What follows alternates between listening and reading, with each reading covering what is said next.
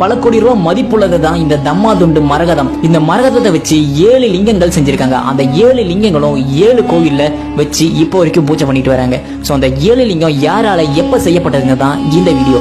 இதுக்கு பின்னாடி ஒரு சின்ன வரலாறு தான் இருக்கு. இது ஒரு உண்மையான வரலாறும் இருக்கலாம், இல்ல கட்டுக்கதையும் இருக்கலாம். எனக்கு தெரிஞ்ச தகவல் நான் உங்களுக்கு சொல்றேன். அந்த 7 லிங்கமும் இப்ப தஞ்சாவூர் பக்கத்துல தான் ஒவ்வொரு கோயில்ல இருக்கு. அந்த 7 லிங்கம் செய்யறதுக்கு பின்னாடியும் ஒரு செமையான வரலாறு ஒண்ணு இருக்கு. அந்த 7 லிங்கமும் இப்ப 7 கோயில் இருக்கு. அதுக்கு பின்னாடி இருக்கிற வரலாறு என்னன்னா, அந்த காலத்துல இந்திரனுக்கு முசுகுந்தன் அப்படின்னு ஒரு மன்னன் உதவி செஞ்சிருக்காரு. சோ அந்த உதவிக்கு பலனா இந்திரன் உனக்கு என்ன வேணாலும் கேளு, நான் உனக்கு தரேன் அப்படின்னு சொல்லி அந்த அரசர் கிட்ட சொல்லியிருக்காரு. அதுக்கு அந்த அரசன் என்ன பண்ணிருக்கானா, நீங்க வணங்கிக்கிட்டு வர அந்த மரகத லிங்கம் எனக்கு வேணும் அப்படின்னு சொல்லியிருக்காரு.